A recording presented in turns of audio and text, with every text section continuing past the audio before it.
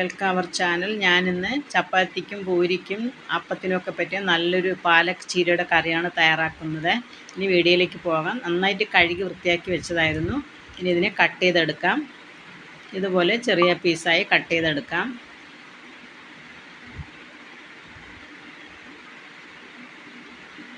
വളരെ എളുപ്പം തയ്യാറാക്കാൻ പറ്റിയ ഒരു കറിയാണിത്. ബാച്ചിലേഴ്സിനൊക്കെ നന്നായിട്ട് നല്ല എളുപ്പത്തിൽ ചെയ്യാൻ പറ്റും.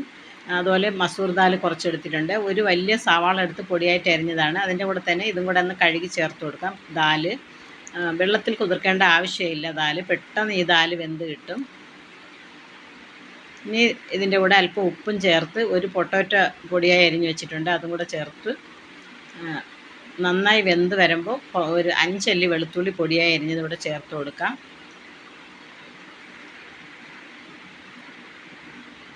ഇനി ഇതിന് വളരെ സ്പൈസസ് കുറച്ചാണ് ചേർക്കുന്നത്. മഞ്ഞൾപ്പൊടി, മല്ലിപ്പൊടി, 1/2 ടീസ്പൂൺ മുളക് പൊടി, 1/2 ടീസ്പൂൺ മല്ലിപ്പൊടി, 1/2 ടീസ്പൂൺ മുളക് പൊടി, 1/4 ടീസ്പൂൺ മഞ്ഞൾപ്പൊടി. ഇത്രയാണ് ഇതിൽ സ്പൈസസ് ആയി ചേർത്തിട്ടുള്ളത്. ഇതിൻ്റെ പച്ചമണം പോകാനായിട്ട് നന്നായിട്ടൊന്ന് മിക്സ് ചെയ്ത് കൊടുക്കാം. ഒരു തക്കാളി പൊടിയായി അരിഞ്ഞത് ഇവിടെ ചേർത്ത് കൊടുക്കാം. ഇനി ആവശ്യത്തിനുള്ള വെള്ളം ചേർത്ത് നമുക്ക് ഇതിനെ ലൂസാക്കി എടുക്കാം.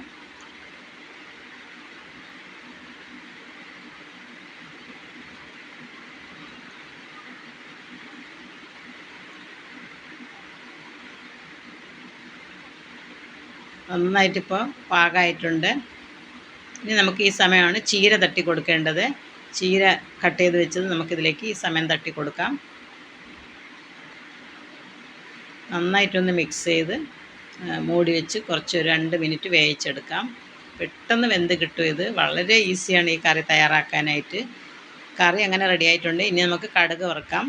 ഇതിലേക്കിപ്പോൾ കടുകും മുളകും മാത്രമാണ് ഞാൻ വറുത്തിട്ടുള്ളത്. കറിവേപ്പിലയുടെ ആവശ്യമില്ല, ചീര ഇതായതുകൊണ്ട്. അങ്ങനെ ഈസി ആയിട്ട് ചെയ്യാൻ പറ്റിയ നല്ലൊരു വെജിറ്റബിൾ കറി റെഡി ആയിട്ടുണ്ട്. എല്ലാവരും ഇതൊന്ന് ട്രൈ ചെയ്ത് നോക്കുക. പുതിയ വീഡിയോയുമായി വീണ്ടും കാണാം. ബായ്.